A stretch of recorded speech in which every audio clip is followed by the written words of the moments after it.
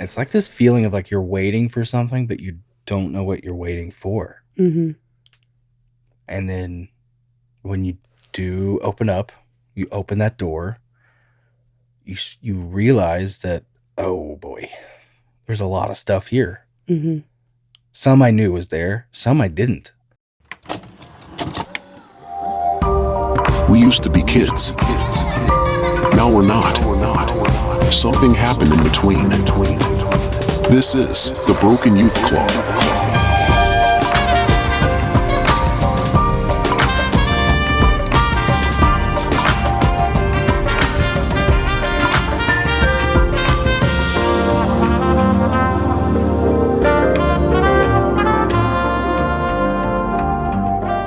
But no, it was good to be home. I mean, I still worked. I still had to do some editing and stuff down here, and I did some from the couch. Yeah, but we did have those couple days in the beginning where we were too sick and like really fatigued to really do anything. Just submitted. But that was kind of cute because then we got to like play like kids' sick day, you know, and we like watched some old movies that we hadn't watched in a long time, or like I pulled up Little Bear and we watched Little Bear with the kids, which they did not. We need to find that that composition score so we could just put it on and like fall asleep.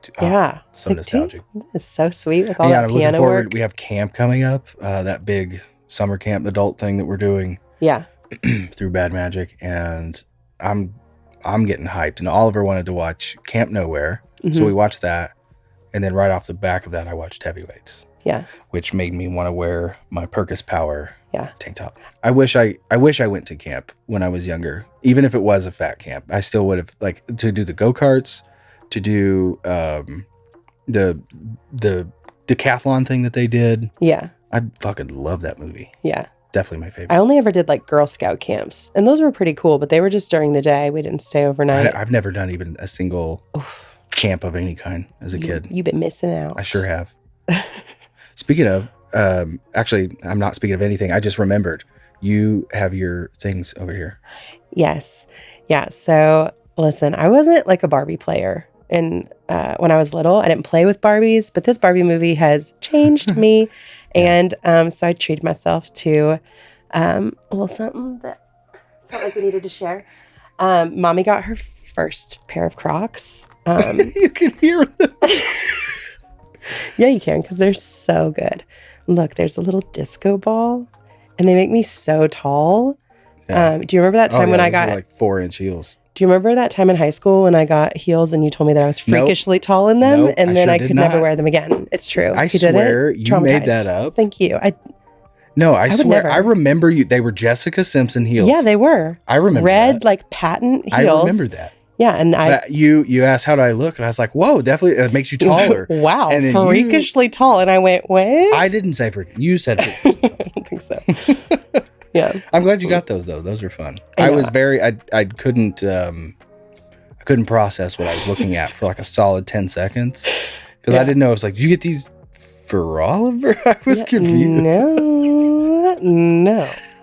No, that's great. I've never actually really wanted a pair of Crocs, but I also always thought the Jibbits were kind of silly. And then I saw those and I was like, oh, okay, I get it. Yeah. I get it. No, I appreciate it. It's the perfect example of what do humans like to cling on to that's dumb, but also fun. Yeah.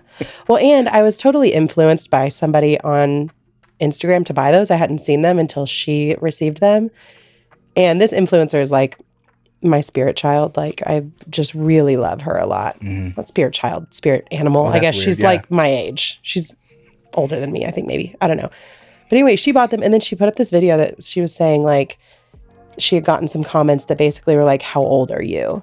Like, grow up, essentially. Oh, yeah. And then she did this whole, like, I'm old enough to know that it's okay to fucking like what I want to like. Totally. And that's weird of you as an adult to look at what I'm spending my money on and think that is like silly. Yeah. Like, mind your business. Yeah, no, I love silly things. Yeah. I love collecting weird things. I mean, even when my dress there for a while was super weird, where I was buying neon and iridescent stuff. Yeah, just being weird. And I'm like I said to you, when I wear those Crocs out, I'm going to be looking because people are going to see them because they're there. You know what I'm saying? And I'm going to know if you are scowling at my shoes, then I don't want to fuck with you anyways. Right. But if you smile, I'm going to smile back and we're going to have a moment. Yeah. They're moment makers. It's a good indicator. Okay? It's like a radar. I love them. I love them. Yeah. So no regrets. I can't wait. I'm happy for you. Thank you. Yeah. Thank you. Working into my Barbie life. Well, I think we are going to start this episode so we don't forget with a listener submission like we had spoken about. Yes. So I'll let you start with that. Yeah. So we just want to say thank you so much to everybody that has sent in emails up to this point.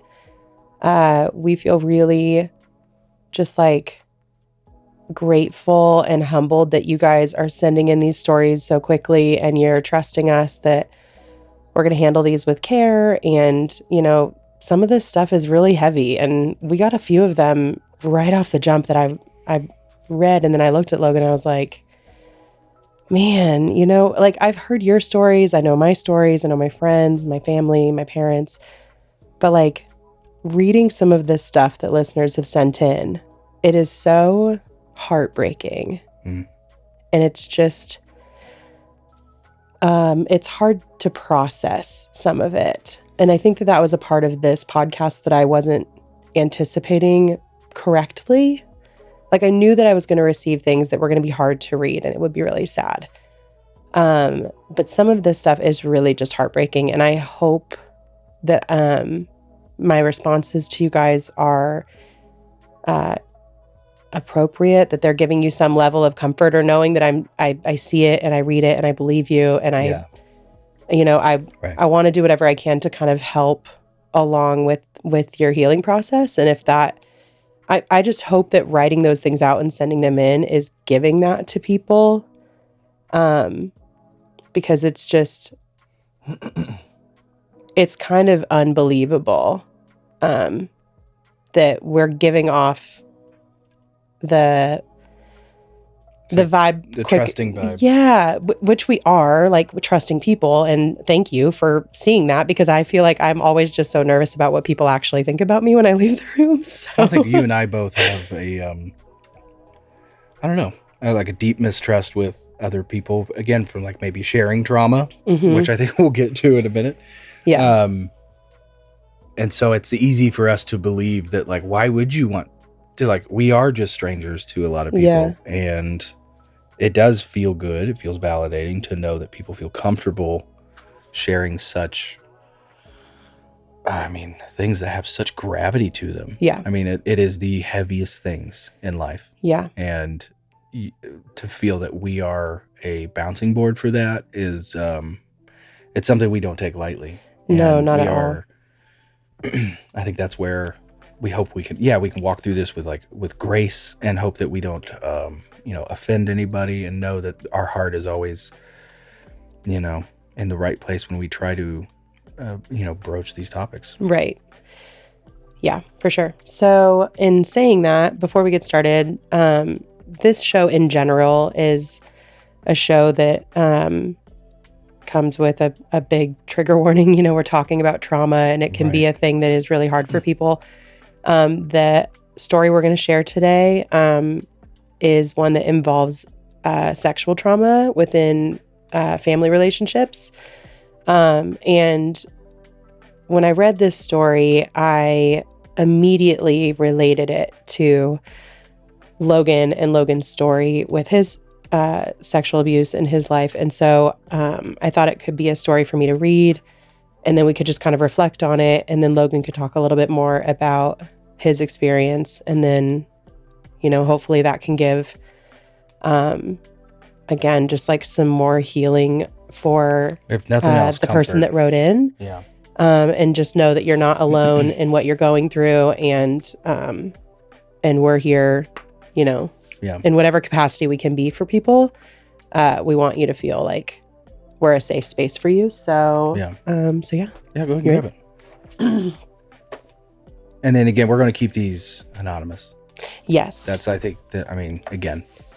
only way to just keep it comfortable, I think, for everyone. Yeah. And we will, some people who write in, we don't know, but some people who write in, we do know.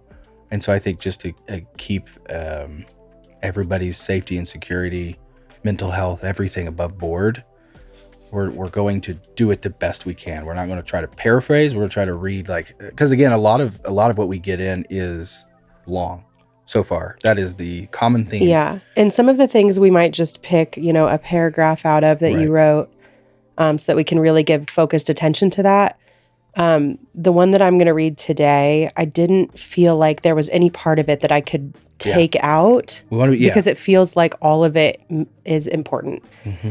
And I don't want anybody to think that I am looking at their story and then judging what is and isn't important to it. You know what I mean? So I think that this part is really nerve-wracking for me because I want to handle it right, and I'm really nervous about it. So please let us know if you feel like you have some thoughts on how we should do this moving forward, if you think it's better to paraphrase or to bullet point or something. But for me, I just wanted to read this one in full because I think that it's important, and I think a lot of the things about this story and this experience, again, just ties back so much with your story, and I just want to feel like we're hitting all of the that we're hitting all of it. Sure. I guess so. Okay. Here we go.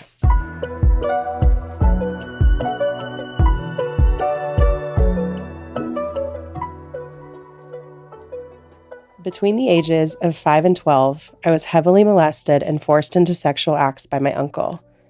At that young of an age, you have no way of even beginning to understand what's happening in those situations. Like, there literally aren't even words for how you feel at that age after something like that. He was on drugs and in and out of jail at the time. My mom would let him stay at our house. It would happen in my house with my parents in the next room. I was never safe if he was around. I never said anything to anybody because it was my uncle. He loved me, right? And I really had no understanding that it was wrong until I was about 10. I just didn't know. I never got the talk, and definitely not that young. I was learning everything on my own. So just carrying this inside of me, all the while growing up, maturing, learning, and understanding that it was in fact a bad thing that happened to me, I never said a word about it to anyone. Fast forward to me at 19, just graduated high school. My parents and I are fighting. I'm so upset. I decide I'm going to say something to my mom about it. It was her baby brother who, in her eyes and her family's eyes, could never do wrong. So I tell her, and she says to me, quote, "I don't even know how or when that ever could have happened." So I left. Total rock bottom breaking point for me. I crashed at friends' houses all that summer before I went to college because it truly felt to me that I had no one. I was on my own and never talked about it again. Now fast forward to 2020. Horrible year. I think everyone is in agreement on that. It was such a depressing time. And I see my mom has posted something on Facebook that triggered me big time. I don't even remember what it was now, but it stirred it up for me. I reach out to her again to bring it up. And she and my dad both say they've thought about that ever since that summer. Well, they certainly never showed it. My mom will go out of her way to still see and love on her brother. And while I understand how hard it must be, I'm her child, and I find it absurd that she can even stand to be around him. I have kids now, and I'm telling you, I don't care who it is, I could never see that person again.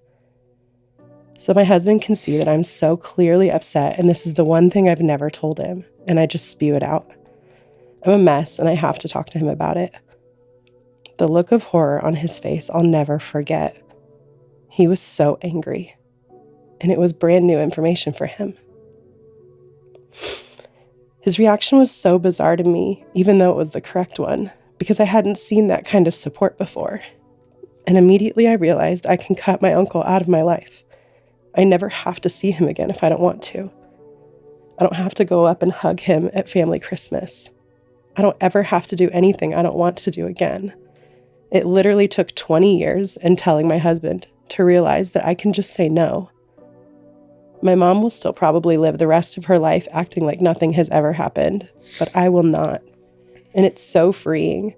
But at the same time, because I won't see him, how many family gatherings am I going to miss? And how unfair is that? Thank you so much for creating this space for people to share their stories. One of the things I've learned in the past few years is that talking about it helps so much. Saying it out loud or even writing it out. After so long of being alone with it inside your head, it makes you feel like you can finally breathe. Well, that one definitely got me twice. Because you had read that to me a couple nights ago, I think. Yeah.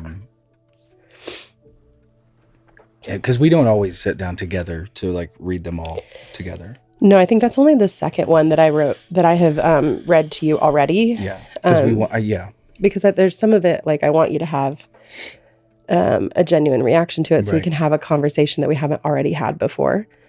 But this one hit me so hard because, you know, not only does it kind of line up with, you know, family assault, and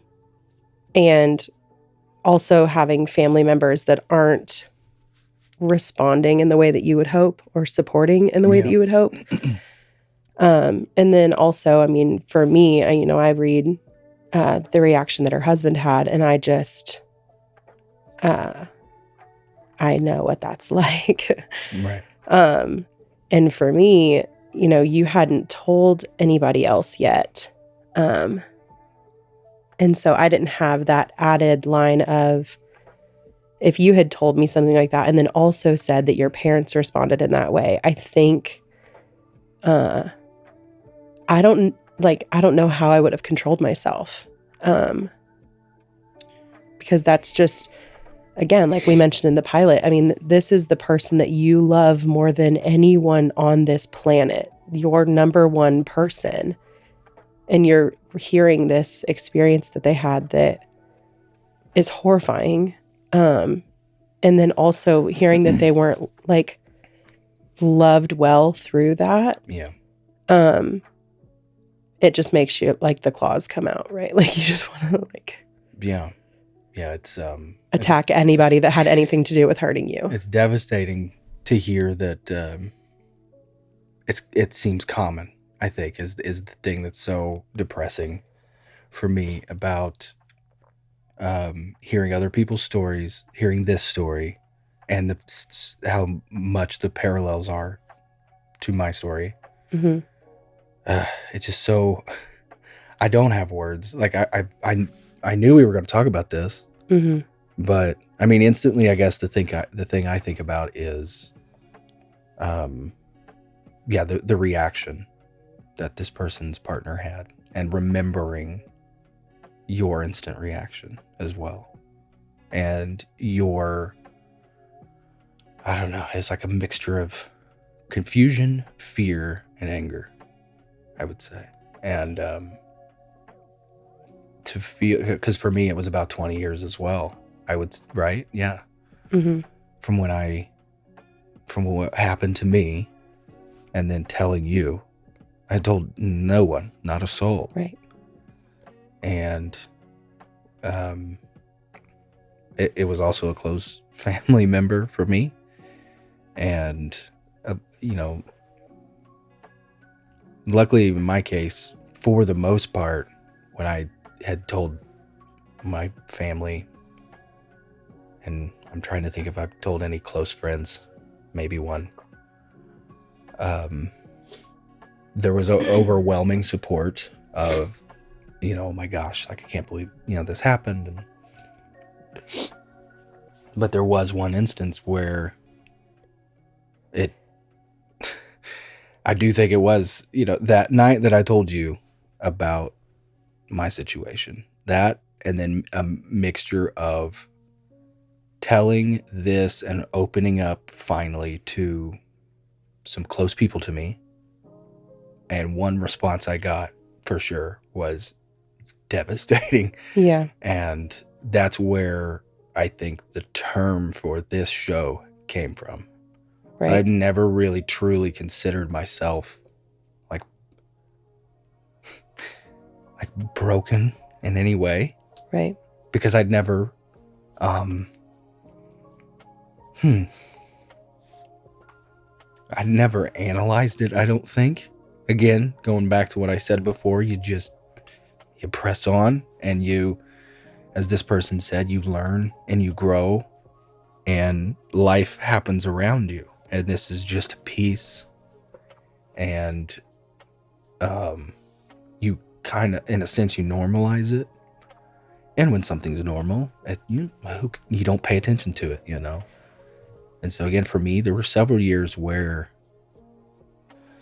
you know, it was there, but you just don't think about it as much because it's like, well, it's old hat at this point. But then, yeah, when I don't know again what the catalyst necessarily was for me, other than therapy and just kind of being open and having other fresh wounds and the business and all that.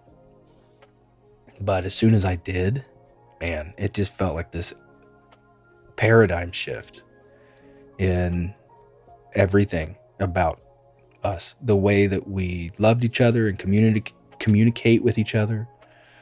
I am now able to talk about this stuff without fully breaking down, and I'm glad that this person has been able to do the same with their partner, because in the end, that's the thing that matters to me the most. Like my close family, everything, siblings, parents, all that. That's important to me as far as what I do, who I am in their lives, how all that is affected. Sure, but at the end of my life, the keystone is you and my kids. And so being able to fully just say, this is what happened to me, and have that full acceptance, at least from you, meant the world. And that was necessary for me to continue to then open up to family and friends and whatnot. So the fact that this person did that and is getting denial and is getting, especially all these years later, it still seems to be like a swept under the rug thing. Yeah. And I don't have the stats, but I know that in general, it's usually someone you know or a close friend or family. And that's why they get covered up, is because they're close friends and family. Because if I were to, blow up something that, or blow up a life of someone who was close to me, that also blows up my life. Mm-hmm. And so for this person, it is very much, in my opinion, a selfish move to not acknowledge that, because it's not, I don't want to speak on the situation, but from my perspective, it would be in part protecting that person, but also in part protecting themselves. Right. And you mean this person is in this person's mom? Yes, sorry. This person's parents, sorry, yeah. Yes, no, I was tracking with you, I think. Yeah. For me, I think one of the most heartbreaking things about that, outside of the parents' response, was also that this parent then continued to put their child in instances where they knew their abuser was going to be there. Or like the line that they wrote about, I don't have to hug him at Christmas if I don't want to. Like the fact that you at any point had to, from 19 to now, however many years have passed in between, is so, it's like inhumane to me. Yeah. And I think that that's where, there's the part of me that wants to be like, well, I've never been put in this mom's shoes before. I've never been put in that position. I just feel like there is, I don't know how you could ever excuse that behavior. Yeah. Because I can't think of any relationships that I would choose to ignore such an incredible, like an incredibly horrific thing that you've done to my child also, that I would ever want that relationship again. Because clearly who I thought you are not that person. Whether I've known you my whole life, you're my baby brother, or you are a neighbor that has lived next to me for my whole life. Like, it literally doesn't matter who you are. If you were a parent, a grandparent, like whatever that relationship is, when you hear that somebody does that to your kid, I don't understand. I cannot find a way to justify that. Because it does feel incredibly just selfish. It's like, okay, you're going to continue to live in an uncomfortable space and I'm going to get to continue to have a relationship with you and with this person. And I think what I really admire about this person is this kind of realization of I don't have to be around this anymore. And I hope that that their parents are able to recognize that and maybe make some other decisions in their life with who they want to have relationships with. But I just feel like that energy can extend to anybody. And very similar to what I talked about in the last episode where my parents were like, blood will only take you so far and you have to pour into these relationships. For me, that carries to everyone. That would carry to my parents if I didn't feel like they were loving me well. And I'm telling you, you're not loving me well and you're continuing to just do what you want to do. I'm going to back off from that. Or in the situation with you where you've had family members say hurtful stuff. And it's like, well, then we're going to back off for a bit. And thankfully, those family members did realize the hurt and acknowledge that and promise to not do that again. And we're able to move forward. But if somebody's not willing to acknowledge the hurt that they are continually choosing to do to you, you're allowed to leave that relationship. And that doesn't mean that you're an asshole or that how could you not have a relationship with a sibling or an uncle or a mom but it's like, that's not on you. That's on them. Yeah. If those people that are supposed to be taking care of you and loving you and protecting you, not just through your childhood, but even as an adult, I'm 33 years old. I need my parents to love me and protect me as much as they can. And if I felt like they weren't doing that, I would have to step away. Yeah. Because at this point now, like, how long can you let them hurt you? And your childhood is such a small portion of your life, but the things that happen in your childhood have these consequences that linger for decades. And I think that, having a person like a supportive partner that you can lean on is so important. But if you don't have that, if you don't have a safe person in your life that you can talk to about these things, because I think you truly need someone to speak to. Yeah. You can't keep this stuff inside forever. I think that's where I really hope that this podcast can provide that for people. Or the Facebook group. Yeah. I hope that can create that for people where it's like, if you don't have a safe person in your life, just know that like there is an entire group of safe people here that just want to like love you well and be a shoulder for you and help you get through it, because this shit's too heavy. But like we can't let this stuff linger our entire lives, Well, and I think that, going back to the fact that it was a 20-year thing, it's like this feeling of like you're waiting for something, but you don't know what you're waiting for. Mm-hmm. And then when you do open up, you open that door, you realize that, oh boy, there's a lot of stuff here. Mm-hmm. Some I knew was there, some I didn't. And so I, again, from my perspective, talking, and that has been my number one medicine with you, these late night talks, being more open with my family, as tough as it's been with, a handful of situations along the way. It is, I don't know. I do think there is a human release, and just even for people who have sent in voicemails to the hotline, knowing that we'll listen, but there's, we're not going to call them back.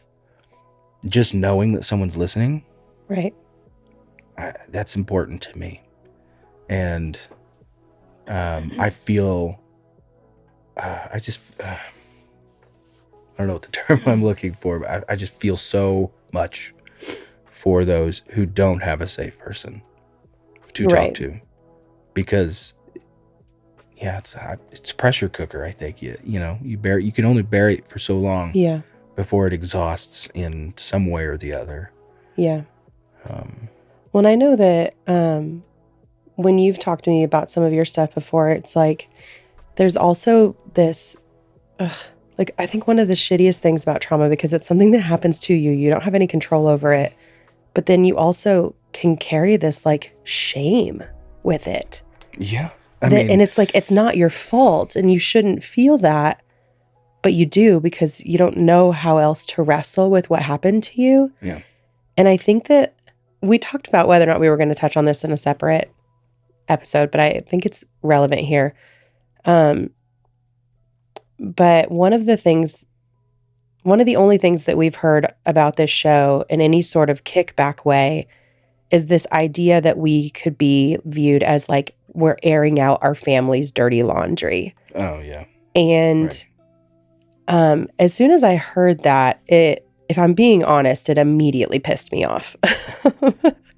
Because to me, that basically just insinuates that we should let our family mistreat us and then we don't talk about it. So then they never have any real consequences. We get to live with the trauma. You're telling me if I'm airing it out, then that's a shameful thing to do. So you're pouring into this idea of my trauma being shameful when it's, again, not my fucking fault. I would love to not have trauma. I would love for you to not have trauma. Right. And I think that it also just kind of perpetuates this ability for families to continue to abuse each other. It's like, it's this generational trauma that keeps happening because nobody is being encouraged to speak on it. Right. And I think that there's a way to talk about your trauma without, dragging people through the mud, and I think that's what we're trying to do here. We're trying to say some of these family members, we know they had good intentions with the way that they were speaking to us or the way that they were choosing to discipline. I don't think they were trying to be traumatic, but they were. And then I think there's other times where it's like, no, this was horrific behavior. And if I don't speak on it, then other people are also like not going to have stories that they're hearing that they can relate to. And then they're continuing to feel like they have to hide their stuff too. Yeah. And trauma shouldn't be viewed like a secret that you're supposed to keep. That's abusive. That's abusive language to insinuate that we should be keeping family secrets related to trauma because you don't want to air out your dirty laundry. Like, it was such an unbelievable statement for me to hear. Because it just, I think that's like a fucked up, timed out fucking thing to say. Like, I don't like that at all.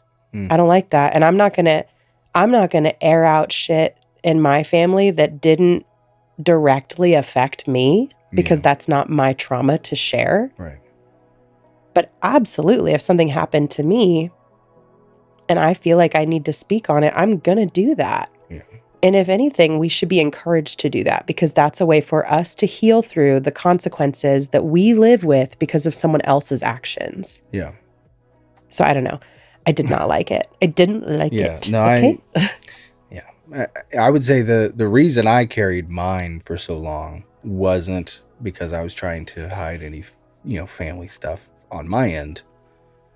I think mine was it's very heavy. But I mean, I think we mentioned it that, my abuser was also a male. We had not mentioned that. Well, I thought we had. So there you go. So mine, I guess, had a little extra asterisk on, which I don't want to say, so much is common that it's devastating. Yeah. And I know various people out who are listening are going to have similar stories, maybe even identical. And through all this, there's going to be so many times where I don't know what to say other than I'm so sorry. Yeah. And I hope that the ethos of this show, what we're doing, is the let me hug you from afar. Yeah. Because mine was absolutely shame, 100%. Because I grew up. I think it's no secret that we don't affiliate with any religious doctrine or anything like that. But I used to. I came from the church as a kid. Yeah. And so that there was a lot of conflicting things going on that I was learning, and then shit that was happening to me by people who were supposed to be of this place of learning. Right. And so, it's a little complicated in that aspect, but, well, that's one thing that my therapist that I spoke with right after, you had told me that, and I got one and started talking to her. That was one thing that she told me when I talked to her about your stuff. She was like, the amount of times where, there is male on male sexual abuse, and then those men never speak on it because of the shame that they carry and the shame that they're meant to carry. Or not, I'm sorry, they're made to feel like they're meant to carry it. Right. It's so devastating because it really puts you, somebody that went through it, in this place of, oh, you can't tell anybody about it because, like, what are you? And we grew up in a small town that was so... None of my friends you could tell. I mean, I'm sure there were. If you actually go back, you did it, you'd be surprised at who would be accepting. Yeah. But in my perception is, I mean, that was when the F word was being tossed around like candy. Yeah, like the 90s and early 2000s, like our time of growing up. And I know that the LGBTQ community has been through the fucking ringer for like a very long time.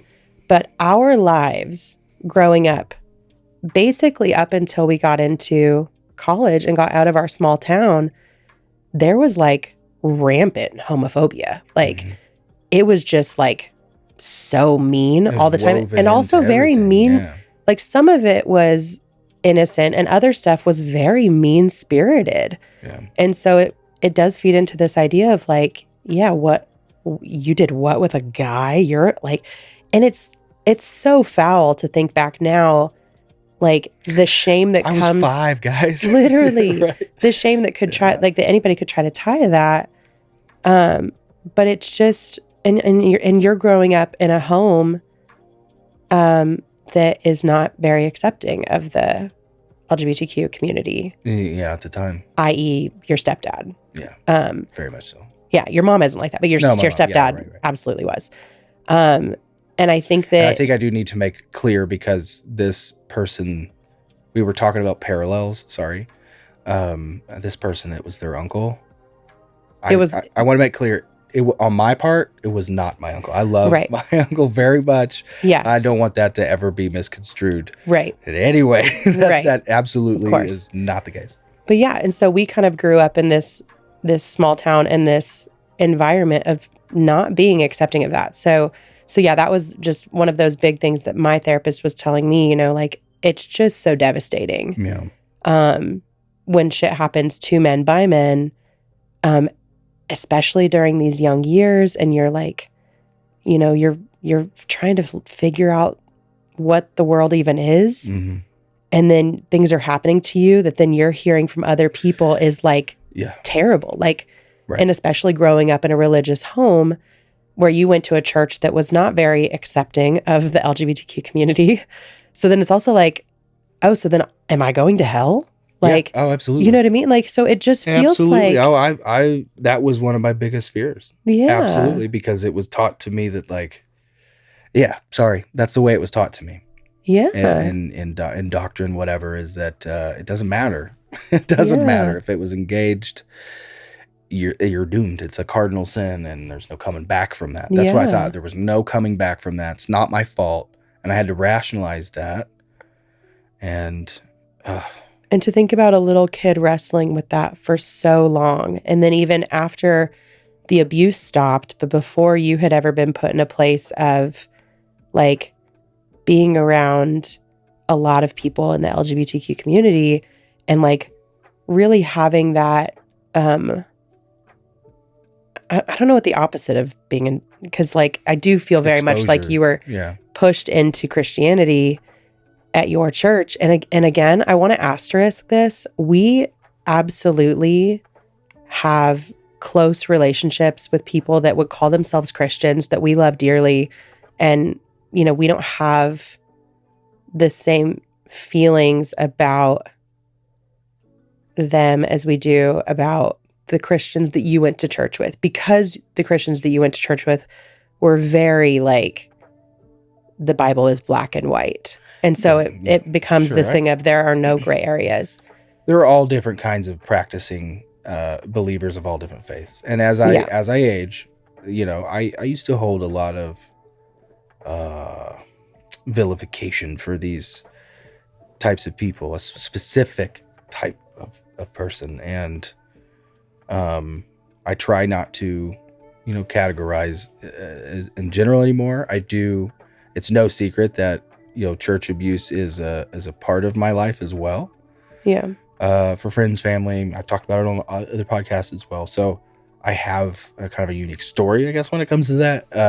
But again, that's not what this place is going to be at all. Right. I want everybody to know that, yeah, like you said, we have friends and family of many faiths and religions at this point, because we have been able to diversify the people we commune with. And that doesn't, at the end of the day, that shit doesn't truly matter to me. It's what you do with that to harm other people. That's literally my bottom line. It's sex abuse scandals that get covered up.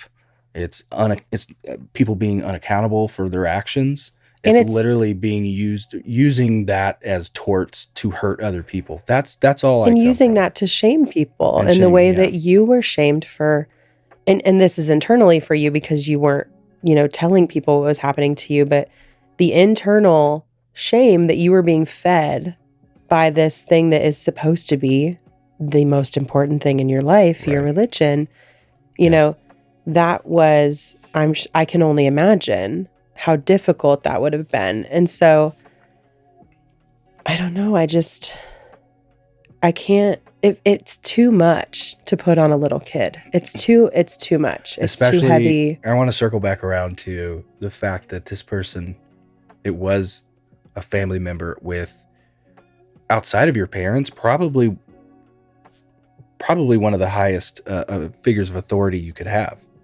Parents, maybe grandparents, and then your uncle. I mean, you when you're a kid, you look at that person as just as infallible as your parents almost, especially at young ages. Sure.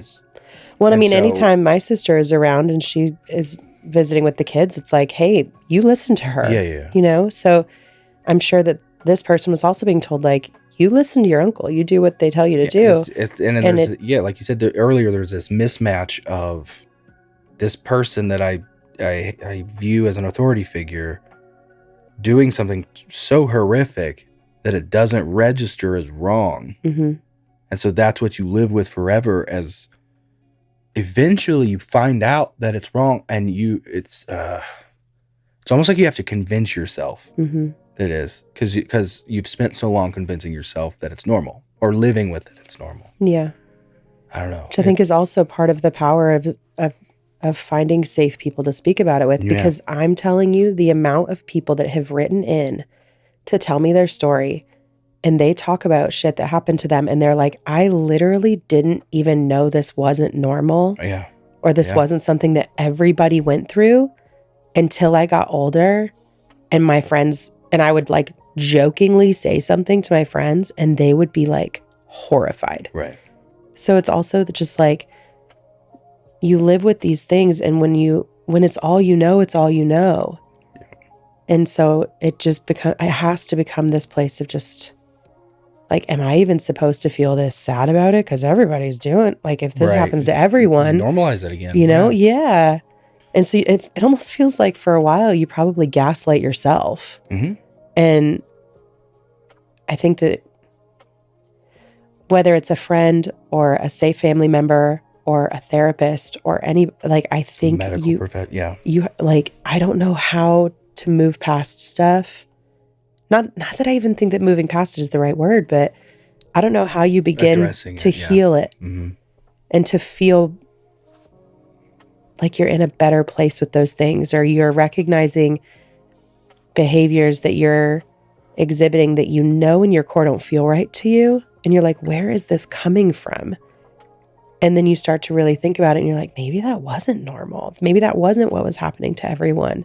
Yeah. And then you're able to move forward in your life and make these different decisions because you have new information. Yeah. So I don't know. I think it can be a really freeing thing to speak about it, which is why we're doing it and why I think it's important and more important than not airing dirty laundry. It's like, this is literally how we take the bad things that happen to us or the bad things that were said to us, and we grow out of that. Yeah. Because we can't continue to live, we can't carry our trauma all through our childhood and then into our adult lives and then just have that forever. That's like not fucking fair. Yeah. That's not fair. And everything else is hard enough. Like being an adult and maneuvering through this fucking world is hard enough. Yeah. So if we can help people lighten the load at all by just like sharing your trauma so other people can help you carry it. Do you know what I mean? Yeah. Like, I don't know. I feel very strongly about it. I feel because it's been such a healing thing for us. It really has, yeah. I mean, there have been points in our relationship where we didn't know if we were going to make it out. Like, Yeah. And I feel like ever since we have just really opened ourselves up to this very vulnerable space, and we've like created this relationship where we can speak really openly and not feel concerned about how the other person's going to receive it. Yeah. Like we had one person write in and they mentioned how it was really great to see that you could hear what I was saying about being a stay-at-home mom and not finding a lot of joy in it. And how, like, you know, this is just what we had to do in our life in order for you to have the career that you want to have and stuff. And they were like, I think it's really great that you guys are able to talk about it and you don't get defensive when I say that. And I think it's because, you know, I'm not coming from a place of blame. I don't blame you for why I'm unhappy. And to be fair too, to that point, it hasn't always been, oh yeah, totally. Yeah. You know, like, right. Like, I mean, we had to work to get where we're at. And I had to work to get where I'm at mentally to view it through that lens. Yeah. Because to be transparent, I absolutely was earlier on in our relationship very much like in the mental space of, wow, I was like, I'm working 16-hour days, like 7 days a week. I'm bringing home the bread. I'm doing all I fucking can. And it truly felt like it's not good enough. Yeah. And, yeah. And I had to flip my, we weren't talking about that on an episode, were we? We were talking about this the other day. I was talking about this concept of like being good enough, and it's not. Yeah. It's not what it's about. Right. It's about constant recalibration and always wanting to be better. Yeah. So when you ask me, in 10 years, was I good enough now? I hope in the right sense, my answer is like no, because I want to continue to be better. Because then if something is just, if you get it, then you're good enough, then you never progress. And that is, in my opinion, on everything. Whether that is your relationship and communication with your wife, whether that is your skills at work or a talent, whatever. I think you have to constantly recalibrate and try to progress and just be better and not beat yourself up. I say that like with my weight. If I fluctuate 5-10 pounds between the next month, I'm not going to beat myself up because I just keep pushing on, and it's the collective effort of the push. Yeah. that you look back over time and you say, I've done some fucking work here. And relating that back around to all of this, that's when I first opened up to you, it was really fucking hard. And we had some dark times even after that because, I mean, salt on wounds. It was fresh. Yeah. And it bled over into other aspects of our lives. And it was not pretty for a hot minute. But learning to get there, oh man, I feel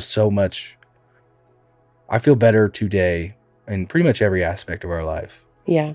Than I have ever felt before. And I can see, even just starting this podcast, I see a little new spark in you. And hopefully this is something that we can continue to pour into and progress and continue to make it a fun thing that everybody feels a part of. Yeah. Well, and I think too, like, going back to what you were talking about with the constant recalibration and stuff, and even referencing the really hard times that we've been through, I think that, you know, we are like people are always in a state of progression too. You know, like the person that I was 10 years ago needed to be loved a different way than the person I am right now. Yeah. And so I think that by us really focusing in on this, like, hey, we have to talk about like everything. And I need you to know I'm not coming from a place of being angry with you or resentful towards you, or I don't blame you, but I need to tell you where I'm at because you have loved me great up to this point, but now I need to be loved in a different way because I'm not feeling good in this other way. Yeah. Or like when you were, you know, there were stages within, like your alcoholism that I had to love you a certain way. Yeah. And then as that progressed, it's like, okay, I gotta change up what I'm doing here too, because he needs me in a different way. So I think kind of continuing to just talk about all of the things, all of the fucking time, even when it's hard, even when we don't want to, it's allowed us to have this kind of constant recalibration of like, what does my person need from me? Right. Because they've evolved into this space and maybe they don't want to be there. So I need to help love them through that and into the space they want to be in. Or maybe they are in a space that's really great. And so they need me to be there celebrating that with them and, you know, being your biggest fucking hype man because you've done it and this is incredible. And like, and what now? What do you need from me now? Because, you know, I think it's just this kind of constant, you're looking at your person and you're really trying to see them. And I know that we've even been through moments where like, I didn't feel super seen. And I say that, and I said that to you. And I think in your defense, you were like, we had just moved out here and you're like doing the job and you're doing the stuff and you're kind of in your own phase of like recalibration and we just weren't lining up. And I'm like, I need to feel like you're looking at me and like really looking at me. Do I look happy to you when I'm just sitting over there? Do I look happy when I'm getting ready in the morning? Or do I look fucking sad? Because I'm fucking sad. And I feel like, so I think that just being able to have that kind of really open communication with your partner so they can see you and love you through what you need, not just with trauma that we carry and, you know, finally get to a place where we're ready to share it, but also even just in the small everyday things. Yeah. No, absolutely. Because, I'll admit, for a long time, again, 17 going on 18 years. Well, and I've had moments too where I didn't love you well. I don't want it to seem like No. You That's didn't not what fucking I'm trying. see me. I'm just more trying to, there will be times that, you get out of sync. And for us, like the term going through the motions, absolutely, I think applied. Yeah. You get up, you go to work, you make the money, you come home, you make the dinner, go to bed, repeat. And you catch yourself doing that. Oh, fuck, that's been 5 years of that, you know? Yeah. Of course, we've always had this or that going on. And I do feel like we have been jumping from stone to stone and trying to like cross this pond, so to speak. I feel like our life has moved very fast, but in that we've gone through a lot of emotions at times. And so I think, this past, since moving out here, and especially I would say since getting into this house, right? Yeah. We have tried to take more moments to pause and address things and breathe. And I think this house almost symbolically is that for us as well. Because I've always said I wanted to, when we were young, I told you I wanted to buy you this fucking, we're going to do it all. But I also said, if we don't, and it's just a cabin in the woods, I'll be happy too. And I feel like we get a little bit of both. We have a good sized house, good sized land. It's still in the woods. Yeah. And we get to be back here and build our peaceful life now. Our oldest is almost 10, and we're done having them, and we're ready to, it really feels like that next big chapter. We're just pushing over that page and let's start. And it feels like it. I think I said this a couple months ago.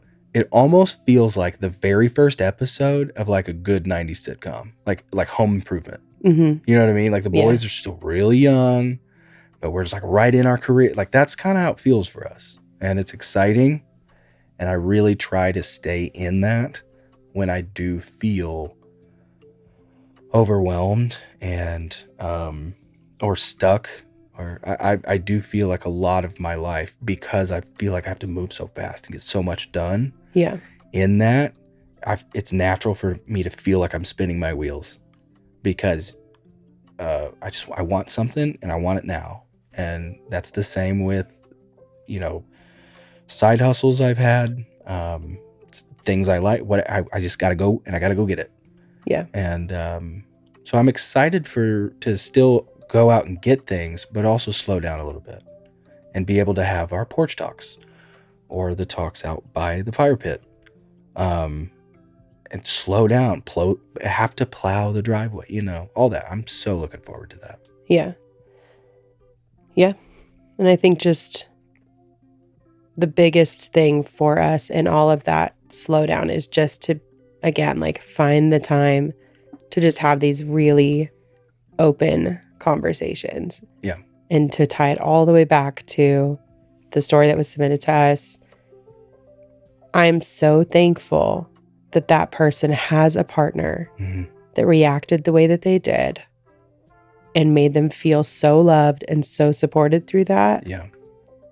And I hope so genuinely for everyone listening that you have someone in your life that you feel that sense of trust and safety with. Yeah.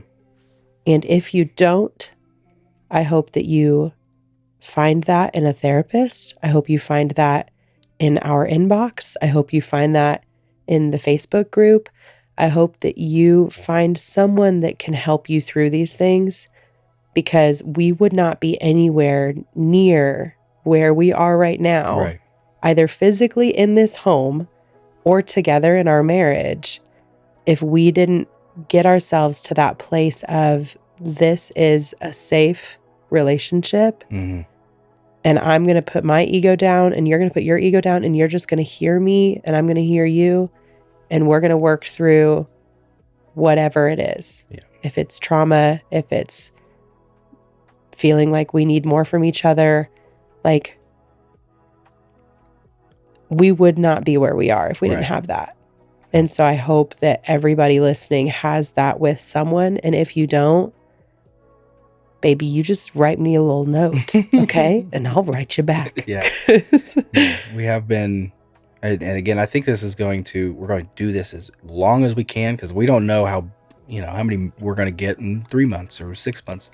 But as of right now, we are responding to everything. And we will continue to do that with attention and respect to the gravity of what's being sent in. We don't want to just be like, thanks for your submission. And then, we really care. And we really want to keep that going. So if you do want to write in, it's mylife@brokenyouthclub.com again. And oh shoot, I didn't pull up the hotline. We should talk about the group though, actually. Yeah, while you're pulling up the number, we did start a group on Facebook. I believe it's just called the Broken Youth Club. Broken Youth Club.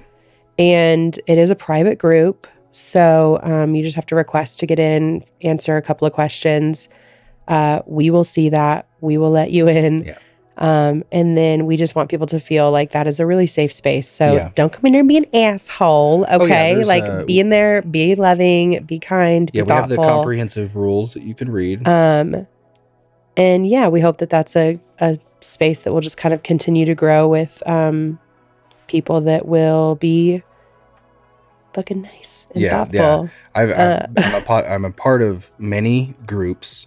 Several of them, are tens of thousands of people. And the thing I've learned being admins of these groups is once they get too big or you just kind of allow anything goes, it's never good. It just never is. So I want everybody to know I have a very quick and heavy ban hammer. So it's an absolute no troll space. I don't, even if I go with it, you're gone. Yeah, that's not just the don't place be a for dick. this shit. I think that we all need to just remember that we are all in different stages of this. Yeah. And some people could be riding in there and be coming from a very vulnerable space. Yeah. When I tell you, when we put this podcast out, I told Logan, if people are mean, I need you to literally hide it from me because I will run from this so fucking fast because I can't have it. I cannot, I'm mean enough to myself. I cannot have somebody else feeding into these ideas that I already have that are so fucking mean about myself. And I'm so thankful that we haven't had any of that. So thank you for that. Yeah. And just to piggyback off of that. Yeah. Everyone's trauma is A, different, that we all experience different kinds of trauma, but B, we experience it at different points as well. So someone might be, 10 years along a similar journey where you might be 15 years along that same one. Yeah. And so your understanding of the situation, so nobody's trauma is too small here. Yeah. is my point. And we've absolutely had people write in that are saying, I've still never, this is the first time I've ever told anybody this. Yeah. So we just need to be literally cradling each other. Okay. Handle us like an egg. Okay. Yeah. Because world needs it. The world's, And we're getting ready. I don't even have to say it, but we're all getting ready to go into another tumultuous time in the country. Yeah. And so have any fucking time to hug anyone, even if you don't physically do it, please. This is our hug for you guys. Yeah. I think this would be a good opportunity to end it by saying that we care about everybody truly, like we said last week. Yeah, while we're so bummed that this space has to be here, that we have to have this trauma that we need to talk about, we're so thankful for each and every one of you that are here, that have been so gentle with us. We hope that you will continue to be gentle with each other and with yourself, and just know that we're all in this shit together, and we're so happy that you're here. All right, guys. We'll see you next week. Love you. Bye.